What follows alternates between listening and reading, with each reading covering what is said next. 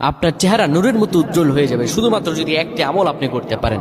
অজু করার সময় পানি যখন আপনার চেহারায় দিবেন, আপনার চেহারায় পানি দেওয়ার সময় শুধুমাত্র একটি দোয়া আপনি পড়বেন, আপনার চেহারা থেকে মেস্তা, ব্রণ এবং চেহারার বিভিন্ন রকম কালো দূর হয়ে যাবে এবং চেহারায় সৌন্দর্য এবং লাবণ্য ফুটে উঠবে এবং চেহারায় যেন নূর চলে আসবে ইনশাআল্লাহ।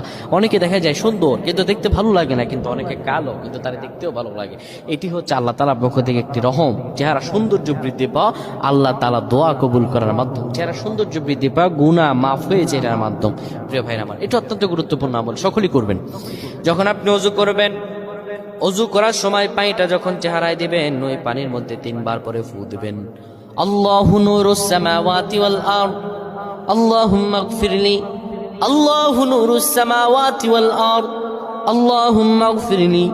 এই দোয়াটি 3 বার পরে সেই পানির মধ্যে ফু দিয়ে পানিটা চেহারার মধ্যে লাগাবেন। আমার আল্লাহ আপনার